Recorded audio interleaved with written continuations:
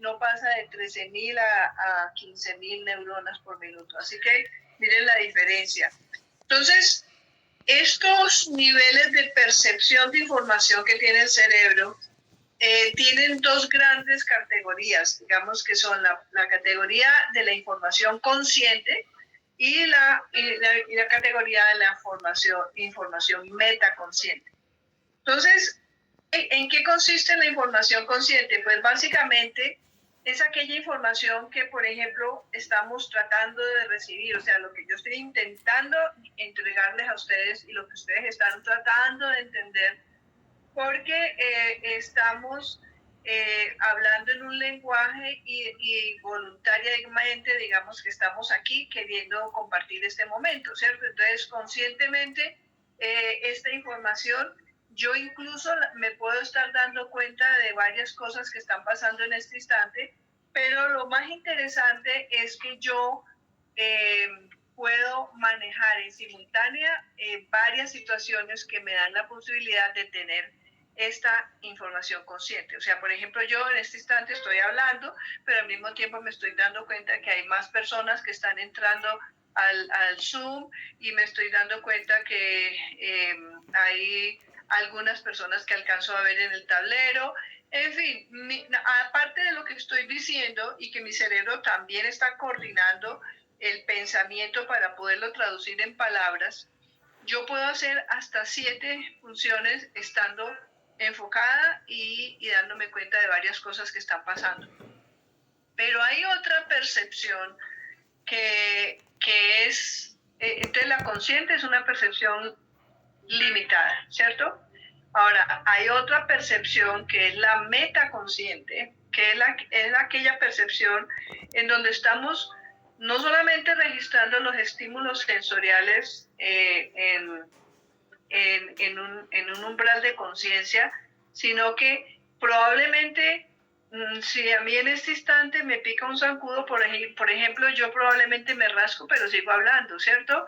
Y ya lo que pase al interior de mi cuerpo como consecuencia de ese pequeño pinchazo, pues entonces mi sistema va a empezar a resolverlo, porque empieza a actuar el sistema inmunológico, empieza a haber una actividad que está ocurriendo. Y si de pronto algunos ya comieron, entonces en este instante, ¿qué pasó? Pues que ya la digestión empezó. Se están generando una cantidad de procesos que nosotros no somos conscientes realmente, pero que son importantísimos porque son los que están prácticamente generando el que podamos realizar unas actividades porque se está sosteniendo la vida. Y esa información no necesariamente es consciente. O sea, por ejemplo, no somos conscientes, a no ser de que me enfoque en ello, de la manera como está haciéndose el ritmo cardíaco en este instante, por ejemplo. Entonces, es este tipo de percepción es la que tenemos todos los seres humanos.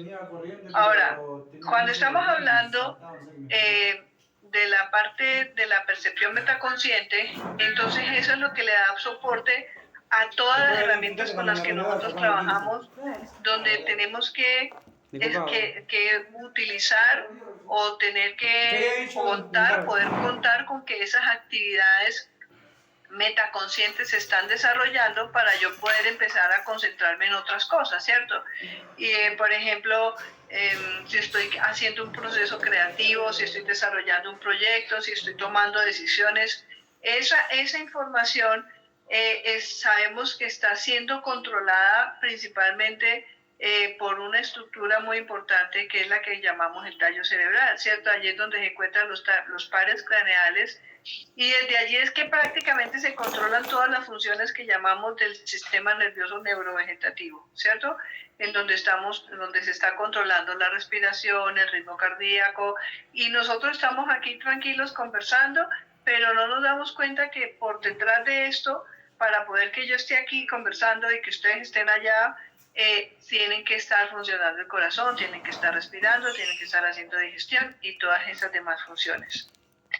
Ahora, en el proceso de gestación, desde el momento en que se genera la unión del óvulo y el espermatozoide y se empieza a formar el cigoto, ahí empieza a generarse una división celular que va empezando a mostrar unas capas originales, que son el ectodermo, el mesodermo y el endodermo. Y entonces esas tres capas van dando origen a diferentes órganos. Por ejemplo, las que están en la zona del ectodermo tienen que ver con toda la parte digestiva, desde la boca hasta el ano. Al principio el feto es así como en esta forma, como cerrado. Pero las dos puntas de este aro, el uno corresponde a la boca y el otro corresponde al ano, porque se van formando alrededor de ese aro todo el tubo digestivo y todos los órganos.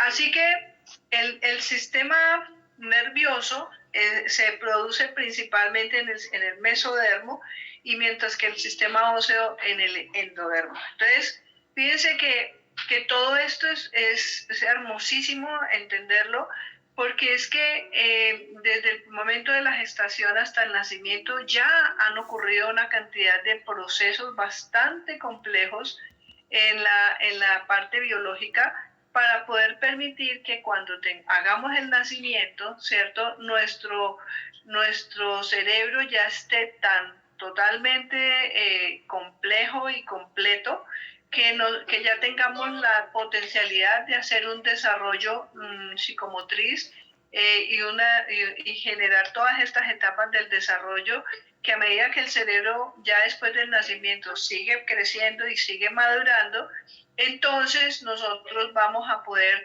aumentar el lenguaje, la comprensión e ir captando cada vez mayores y mayores procesos más complejos. Empezamos por las letras, luego por las palabras, luego por las actividades matemáticas, y así vamos cada vez evolucionando, adquiriendo más información, y nuestro cerebro sigue haciendo todo esto que ahora vamos a explicar, que tiene que ver con la información que recibe la neurona y va generando lo que se llaman redes neuronales. Entonces, aquí vemos este proceso en el que, como les decía, durante la gestación, la velocidad en la que se están multiplicando esas neuronas es de 250.000 neuronas por minuto, ¿cierto? Sobre todo en el segundo y tercer trimestre del proceso de gestación. Y esas redes neuronales, realmente cuando el bebé nace son muy escasas, ¿sí? Y son pequeñas, pero a medida que el bebé va creciendo, se van modificando, se van amplificando y se van haciendo nuevas redes.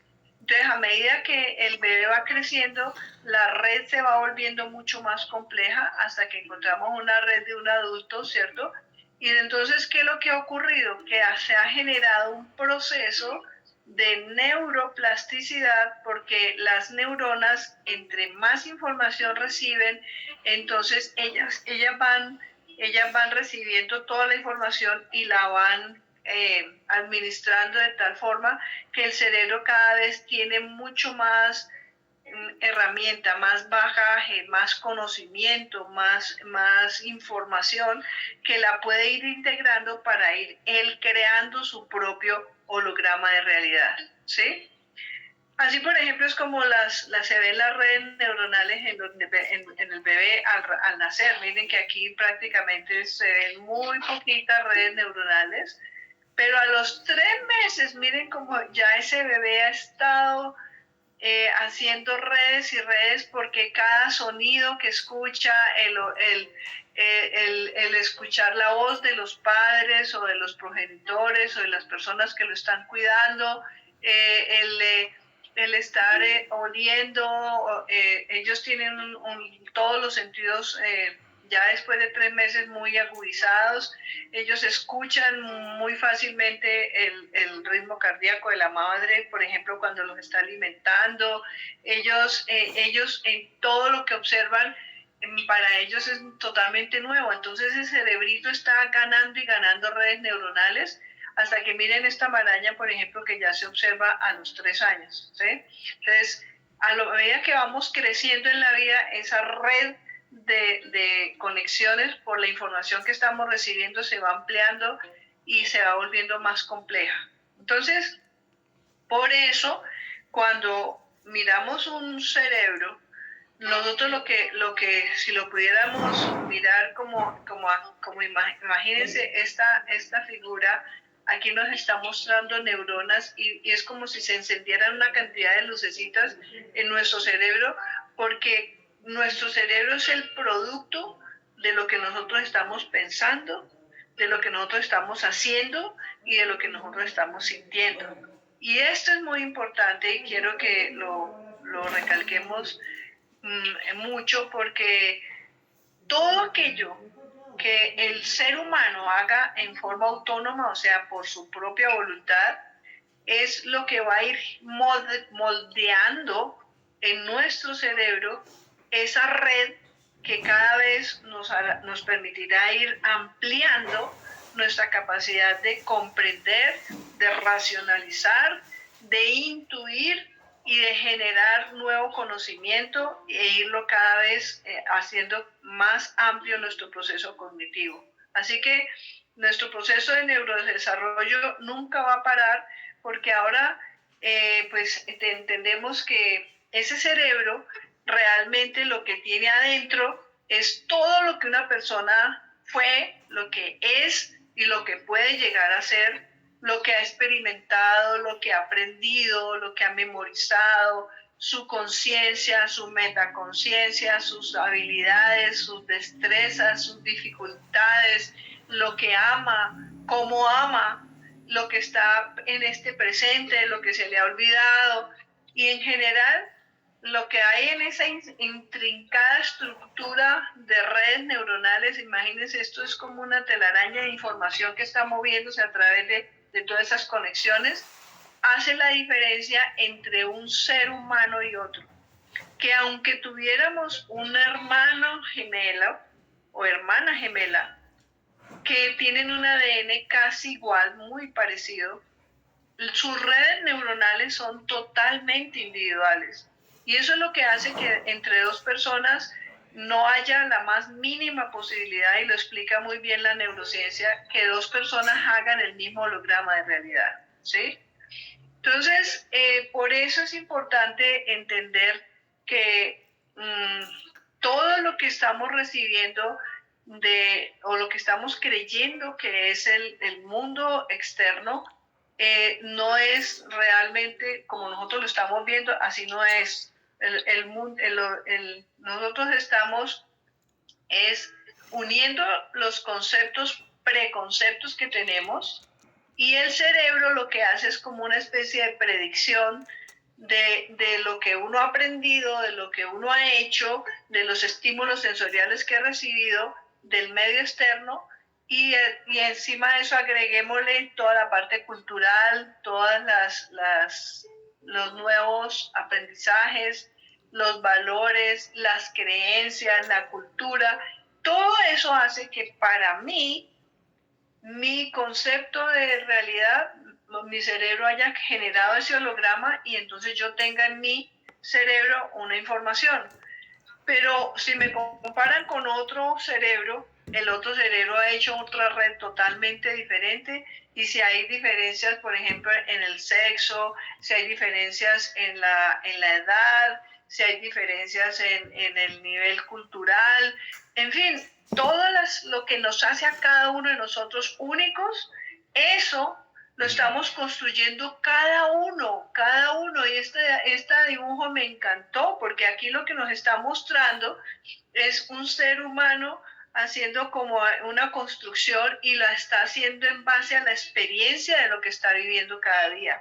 Por eso es que decimos que la construcción de la realidad es un fenómeno totalmente subjetivo, porque lo estoy haciendo soy yo nomás, ¿sí? Esta es mi experiencia, pero cada uno de nosotros vamos construyendo esa nueva forma de entender la realidad, pero obviamente que esto es un proceso totalmente subconsciente. Pero nosotros estamos haciendo una especie de filtros, estamos haciendo mapas mentales que nosotros vamos a ir construyendo a lo largo de la vida, pero por ello es importante que entendamos que es verdad que cada persona ve lo que quiere ver y también oye lo que quiere oír porque está filtrado por toda la información previa que traemos desde que estamos en este plano de realidad, ¿sí? Entonces, por eso, entender esto es tan importante porque ahora nos decía Roxana, es que uno porque tiene que perdonar, realmente, porque es que el que se cree que me han herido soy yo, pero realmente el perdón empieza a no necesitar darse porque sencillamente lo que yo estoy haciendo es que estoy juzgando una situación. Y cuando salgo del juicio, entonces ya me doy cuenta de que la interpretación que yo estaba haciendo era la que me estaba haciendo sufrir a mí, pero realmente no había esa realidad que yo me había inventado de acuerdo a mi manera de interpretar las cosas. Entonces al final me doy cuenta de que simplemente en la medida que uno observa desde el amor, empieza a entender que es que el perdón es ese sentimiento de no hacer juicios. Y en la medida que aprendemos a no hacer juicios, entonces no le tenemos que perdonar a nadie realmente nada. Entonces fíjense que esto no es un tema religioso, ¿no? Esto es ciencia. La ciencia está estudiando cómo reaccionamos y cómo se activan ciertas zonas del cerebro de acuerdo a ciertas habilidades o a ciertas experiencias que se están haciendo en los estudios hoy en día. Hay una universidad de neurociencia aplicada en Londres en donde se hizo un estudio donde participaron más de 90 jóvenes a los cuales se les dijo que querían preguntarles cómo era su concepto acerca de la política, ¿cierto? Entonces, básicamente hubo dos grupos, un grupo que era más o menos como de izquierda y otro grupo que era más bien conservador, ¿cierto? Y entonces fueron sometidos a través de resonancia magnética funcional a un proceso de observación de sus cerebros. Y llamó mucho la atención porque hay una estructura que se llama el cíngulo, es esta estructura que está por aquí en las profundidades del cerebro. Y esta zona en las personas que son de avanzada, que son de izquierda, que son como más dinámicas, se enciende el cíngulo, mientras, y porque tienen que mucho que ver con la motivación, también con la atención, con la iniciativa. En cambio, los que son más conservadores, entonces a ellos lo que se les encendió fue esta otra estructura que es la amígdala.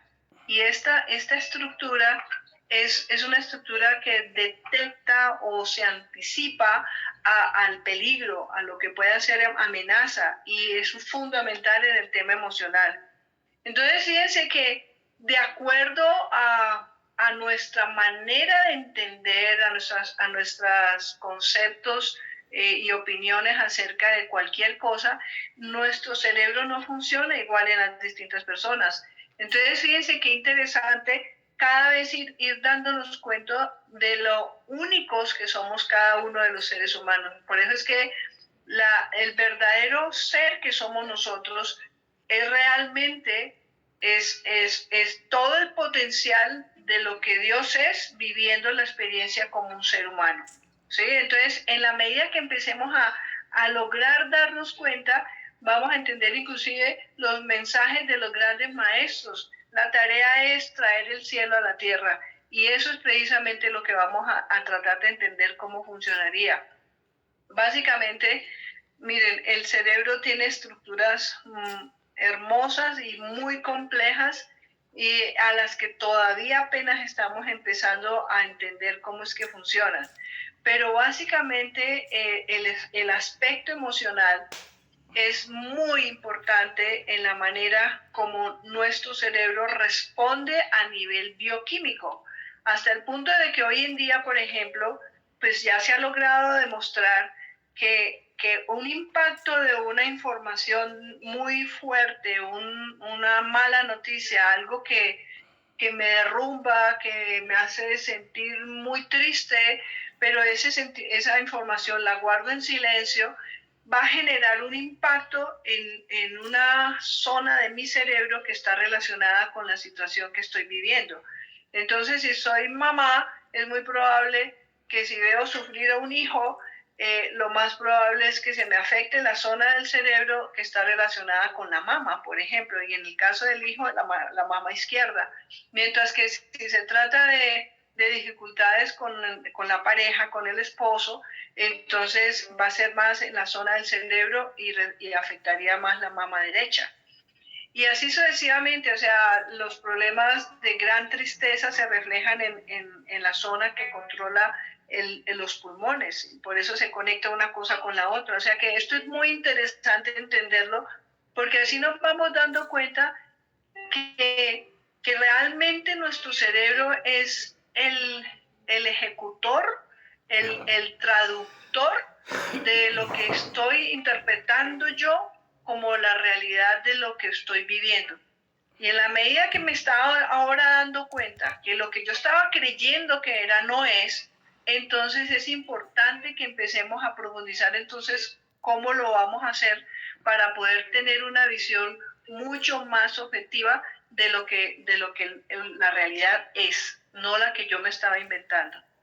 Entonces, en el caso, por ejemplo, de la amígdala cerebral, en pacientes, sobre todo que tienen problemas psiquiátricos, donde hay muchos miedos, donde hay muchas fobias, o sea, en casos muy graves, pues se someten a una cirugía donde se les hace extirpación precisamente de esa amígdala y el paciente empieza inclusive a sobreponerse en gran medida a esa situación que lo llevó allí.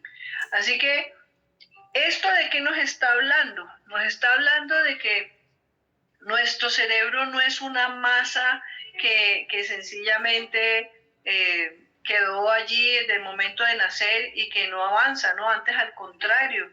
Ahora nos estamos dando cuenta que nuestro cerebro es un órgano no solamente vivo, sino que está transformándose permanentemente de acuerdo a la experiencia que vamos teniendo, ¿sí? Entonces a esto la neurociencia lo llama neuroplasticidad.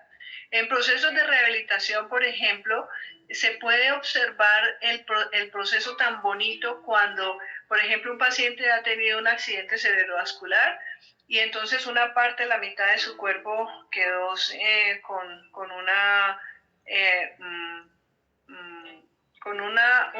limitación en su movilidad, ¿cierto? Lo que llamamos una hemiplegia o una hemiparesia. Entonces, si empezamos a observar ese cerebro, es como que la corteza empieza a decir, bueno, yo estoy mandando órdenes al lado de este cuerpo y no me está respondiendo. Entonces, inmediatamente el cerebro empieza a buscar otros caminos. Es como si hubiera habido un derrumbe en el camino de la señal y entonces el cerebro hace una nueva red y empieza a mandar información por otro lado. Y por eso es que muchos pacientes se van recuperando de esas hemiparesias o de esas hemiparesias o hemiplegias, porque el cerebro empieza a hacer un proceso de neuroplasticidad. O sea que la neuroplasticidad es la potencialidad del sistema nervioso de modificarse, de hacer nuevas conexiones en respuesta a ¿qué?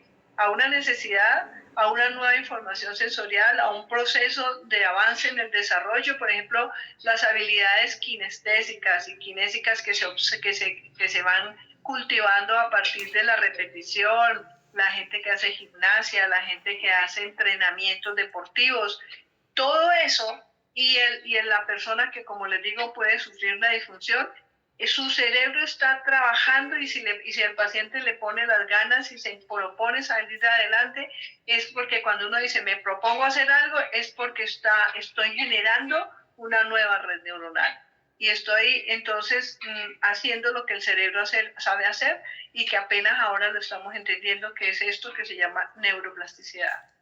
Entonces, la neuroplasticidad, ¿qué es entonces? El poder transformador de mi cerebro, ¿sí?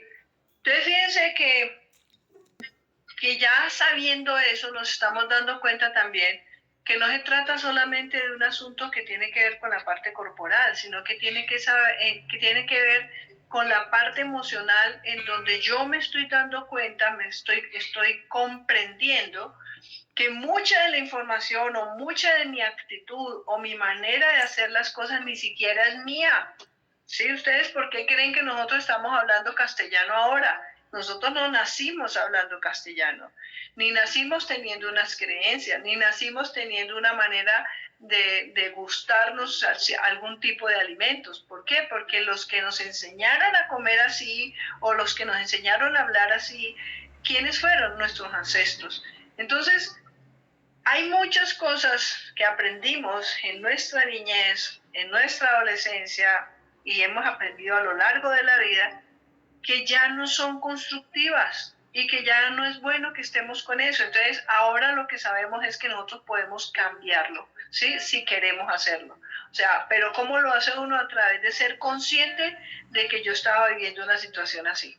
Entonces, ese es un aspecto del proceso de la capacidad que tiene nuestro cerebro. Pero hay otro que es el que ha dado muchísimo más nuevas esperanzas a la ciencia, y es que antes nos decían que cuando uno nacía con un cierto número de neuronas y que se morían y ya no había nada que hacer. Ahora la ciencia nos está demostrando que el sistema nervioso sigue generando nuevas neuronas y también nuevas células gliales, que son las que le dan ese soporte a lo largo de toda la vida. Tal vez no a la misma velocidad de un bebé, pero incluso en edades avanzadas se pueden hacer una serie de incentivos que si las practicamos, como el ejercicio, la nutrición adecuada, el vigilar un correcto dormir, que tengamos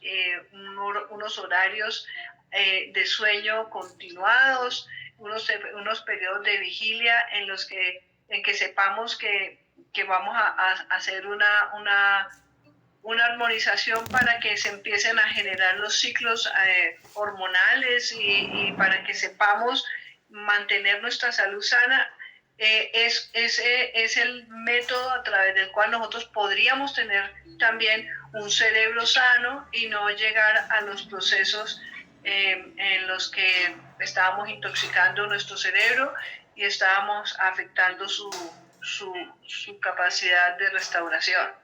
Sabemos, por ejemplo, entonces que este proceso de restauración tiene mucho que ver con actividad cognitiva, con no abandonar el proceso cognitivo, leer, estudiar, hacer crucigramas, interesarme, salir, viajar, todo eso, aprender cosas nuevas, es una de las recomendaciones más importantes en todos estos procesos que tienen que ver con mantener el cerebro en buen estado mental. Entonces, básicamente, es importante que solamente a través de mi propia observación y de la observación de todo como yo estaba haciendo las cosas, es que realmente cada uno de nosotros puede liberar su propio proceso de transformación y su proceso de cambio. Y en esto fíjense que no se trata solamente de un tema de desarrollo cerebro, cuerpo, mente, espíritu en forma aislada, sino que antes al contrario, todo esto forma parte de un contexto de lo que el ser humano es, y es el resultado de lo que yo hago por mí mismo. No es un asunto de que los demás lo van a hacer por mí, no entregarle más el poder que yo tengo de hacer mi proceso de autotransformación, de autosanación, porque lo hago es a través de la conciencia. Así que miren, para poder hacer esto, ya entendimos entonces que la manera como yo pienso, la manera como yo entiendo la realidad, es la manera como yo puedo lograr empezar a cambiar, observando cómo estoy pensando, ¿sí? Entonces, la neurociencia nos ha explicado lo siguiente. Miren, hay dos grandes tipos de pensamientos. Los pensamientos que están relacionados con el amor, y esto que estoy mostrándoles aquí es lo que yo le comparto a mis pacientes. Yo misma les dibujo, mira, si esta es tu mano dominante, en este caso la mano derecha, entonces vamos a visualizar que en la mano derecha vamos a imaginar que están los pensamientos que son de alta vibración, como estos, ¿sí?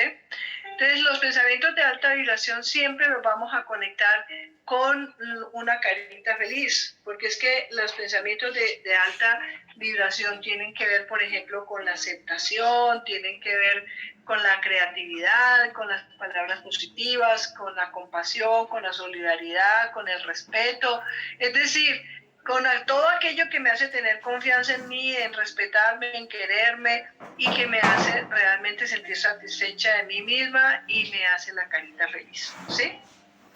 Pero en la mano izquierda entonces vamos a poner todo lo contrario, porque la otra, mientras que aquí estamos hablando del amor, aquí estamos hablando del miedo, ¿sí?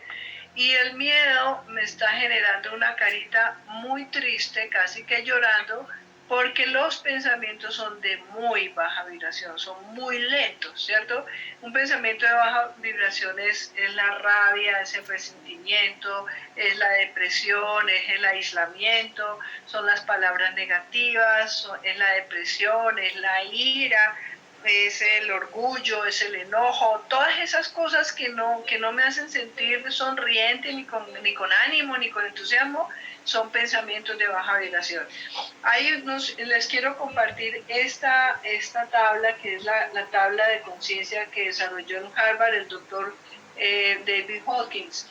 Y en esa tabla ustedes van a poder ver, y se las puedo compartir a través de la red de Gloomy, para que ustedes vean que no se trata de un asunto simplemente de teorías, no, esto ya está totalmente medido, porque cada emoción está relacionada con una frecuencia vibratoria y con un nivel de conciencia, ¿sí?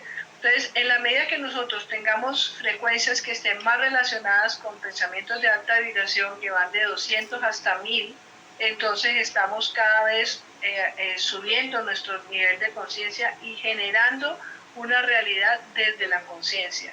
Mientras que cuando yo estoy metida en mi ego, cuando yo estoy metida en mi pasado, estoy metida en lo que me hicieron, en lo que me quitaron, en lo que no fui capaz, y de sentirme víctima, de sentirme culpable, entonces estoy en pensamientos de miedo.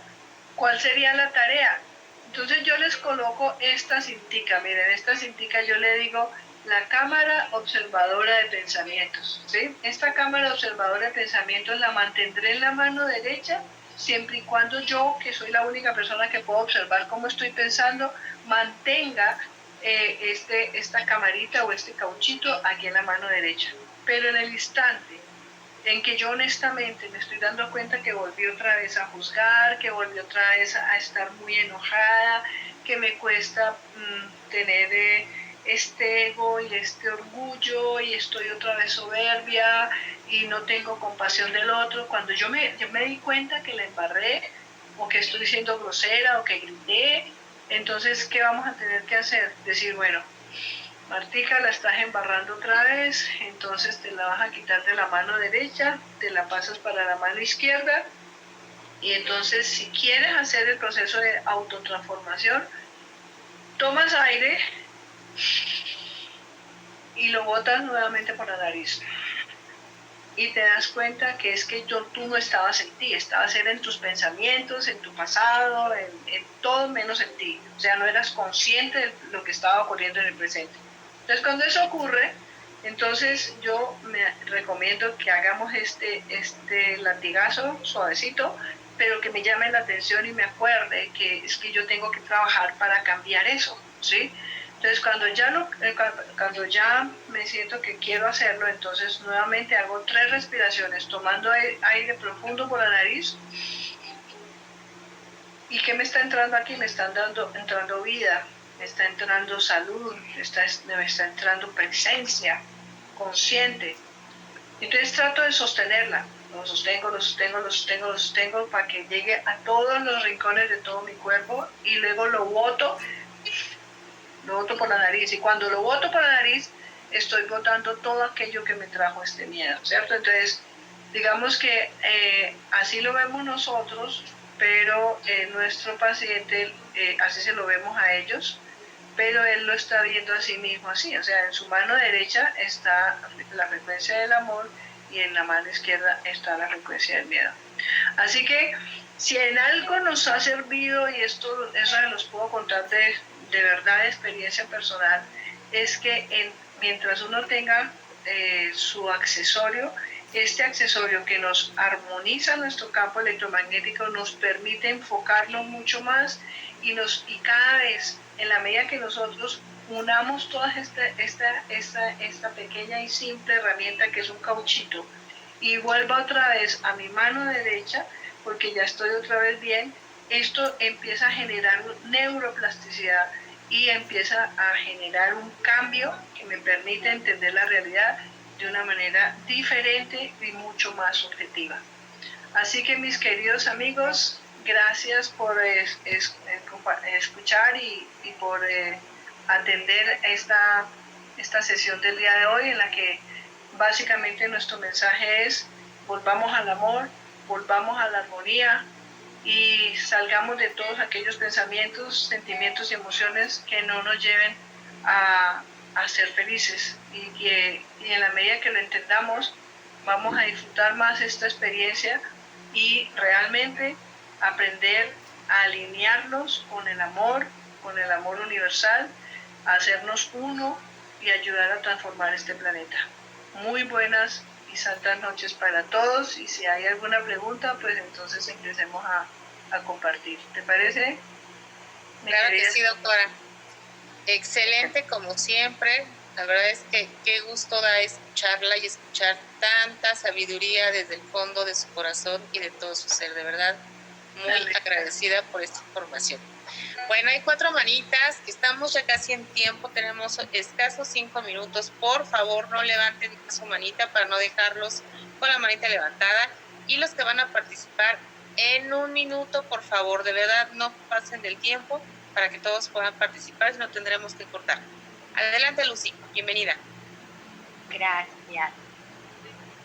Doctora, buenas noches. Buenas noches. Ay, muchas gracias, muchas felicidades por toda esta información, muchas gracias por todo lo que nos da.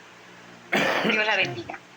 Quería consultar una cosita, aparte de lo que usted nos está diciendo. Habló mucho sobre los daños que se generan en nuestro cerebro, y que producto de esto también podían darse las enfermedades. En el caso de la epilepsia,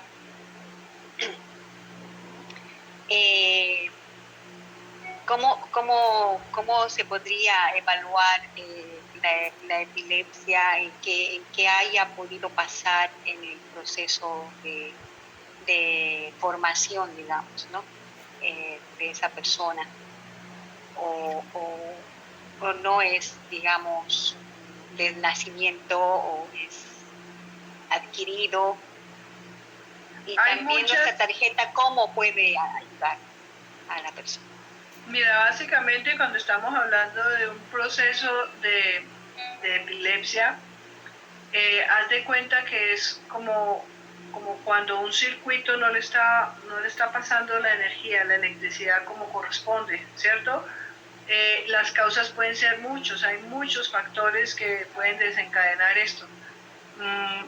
Uno de los problemas más delicados es que al nacer el bebé haya tenido, por ejemplo, procesos de anoxia, o sea, no haya podido respirar bien, o haya meconeado, es cuando se toman el líquido amniótico y está pomposeado, y eso tiene un problema en el momento de nacer, y eso puede generar como una especie de islas dentro del cerebro en las que no les llegó oxígeno, y entonces se van como cristalizando, como calcificando, y entonces la sangre y el oxígeno no entra a ciertas partes del cerebro, y puede generar un problema de cortocircuito.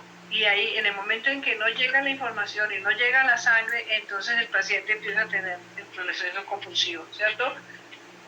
Pues depende mucho de la causa del problema. Hay pacientes, por ejemplo, que pueden llegar a eso después de un alto nivel de toxicidad por alguna medicación que se entregó para otra cosa y generó después el efecto secundario. Hay otros pacientes que tuvieron traumas o tuvieron accidentes cerebrovasculares y también pueden después terminar teniendo este problema. O hay distintas, como te digo, hay distintos factores que lo pueden haber producido. Cada paciente tiene que ser estudiado individualmente la información del neurólogo, del psiquiatra, del pediatra, de los especialistas son los que nos van a dar una idea de lo que ellos están viendo en las resonancias magnéticas y en los estudios que hacen de seguimiento para poder entender qué es lo que está pasando. Pero en términos generales, independiente de la causa, nosotros tenemos algo que inclusive al iniciar la presentación de hoy nos está mostrando la compañía, que nuestro accesorio lo que genera es una armonización y un balanceo de ese campo electromagnético y que está tratando de hacer que la energía fluya de una manera mucho más amable, digamos, de una manera más balanceada, ¿sí? Entonces, al estar en balance la energía, pues le estamos dando herramientas incluso al mismo cerebro para que haga una neuroplasticidad, como les decía ahora, cuando ha habido un accidente cerebrovascular, la sangre no llegó, no pasó, y entonces por eso ya el cerebro ya no le puede mandar la orden a los músculos, y entonces el cerebro inteligentemente dice, bueno, por ahí como que no va a haber forma por ahora, entonces demos la vuelta y se va por otro lado, ¿cierto? Hay medicamentos que se usan desde hace muchos años para eso, pero ahora hay otros tratamientos mucho más efectivos que están haciendo que estos pacientes cada vez puedan llegar a controlar y prácticamente a minimizar y desaparecer ya el tema. Como te digo, es un proceso en donde habría que estar con un estudio previo y un análisis para uno poder opinar. Así no sabemos, o sea, cómo hago para decirte que yo creo que fue tal cosa, porque si no conozco la historia clínica es muy complicado, ¿cierto? Pero en términos generales, colócale el accesorio y entre más sepan qué fue lo que pasó, miren a ver en qué lóbulo, con qué lado, en dónde se está mostrando más el cortocircuito, y en esas zonas colóquenlo también y que lo mantenga eso sí puesto 24/7, ¿ok? Y que toma bastante agüita ionizada, que ustedes ya saben el proceso. Exacto, sí. ¿Ok? Listo, bueno. Lucy, ahí está tu respuesta. Vamos con Elena Díaz, brevemente, por favor, porque ya estamos en tiempo de verdad. Elena, ¿puedes sacar tu audio? Hola, buenas noches. Bienvenida, Elena. Buenas noches.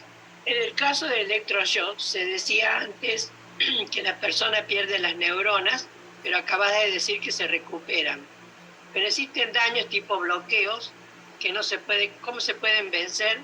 ¿Qué parte del emocional queda afectado? ¿Y cómo solucionarlo con el accesorio? Es muy parecida a la pregunta anterior, o sea, es muy individualizada. Yo puedo dar una opinión específica de qué le pasa a un paciente, tendría que conocer la historia clínica, pero en términos generales es que si mi cerebro tiene un campo electromagnético más armónico, puede generar procesos de neuroplasticidad y neurogénesis mejores, con mayores posibilidades que si no la tuviera. Entonces, es un apoyo al proceso que el cerebro intenta hacer para devolverte a tu estado de salud y de bienestar, ¿sí? O al balance. Entonces, para eso es que sirve el accesorio, para hacer que el cuerpo tenga mayor posibilidad de tener una solución a una situación, porque precisamente ya tiene balanceado. Es como que si yo tuviera un carro y tengo una llanta que está totalmente desinflada y entonces me cuesta trabajo manejar el timón porque se me está yendo para un lado. Pero cuando yo las tengo las cuatro en balance, entonces mi carro se fluye mucho más fácil. Entonces es como eso, ¿no? Es simplemente entender que no es específico para ninguna enfermedad, pero sirve para todo porque está balanceando todo mi sistema. Y, no solo, y lo bueno es que cuando estoy en balance, mi estado de alerta, mi estado de cognitivo, mis funciones hormonales, mis secreciones enzimáticas, las funciones en general de toda la biología se armonizan más y es más fácil hacer los procesos. Bueno, ahí está la respuesta, Elena. Vamos con Miguel Quiroz. Adelante, Miguel. Buenas noches. Bienvenido. En la medida en que yo voy adquiriendo conciencia de mi capacidad, que yo puedo hacerla, puedo cultivar esa capacidad. Ya sé que los 800 Hz es más o menos el promedio, que si es para abajo hay miedo, hay temores, hay un montón de cosas negativas, y más de 300 Hz es el amor. Ese accesorio me brinda estos 300 Hz, entonces me ayudan a elevar mi frecuencia vibratoria y me ayudan a estar en un estado de bienestar. Eso me da la esperanza, me da el deseo de continuar haciendo avances en ese sentido para poder yo solventar mi situación de Parkinson, para poder vivir en armonía, para poder vivir en bienestar, no importa lo que tenga. Y eso me da también la certeza de que todos los que tengamos lo que hagamos honestamente, trabajemos con nosotros mismos, nos va a producir bienestar. Gracias y buenas noches. Gracias, Príncipe.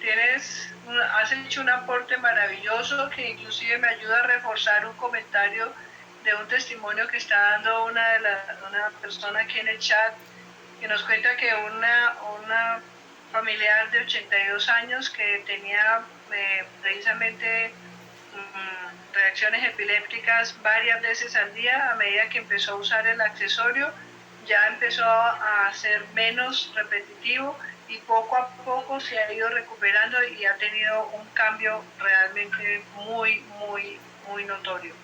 Así que en esto y en todos los problemas que son de orden neurológico hay que tener mucha paciencia, porque el proceso de neuroplasticidad muchas veces tiene que utilizar el medio, por ejemplo, de la mielina. O sea, el axón de la neurona que tiene esta capa de mielina, hay enfermedades que se conocen como enfermedades desmielinizantes, como el Guillain-Barré, y esas enfermedades, la esclerosis múltiple, cuando se pierde esa mielina, el proceso se puede volver otra vez a mielinizar, pero la distancia entre el cerebro y el lugar que está afectado se mueve apenas a una velocidad de 1 milímetro por mes.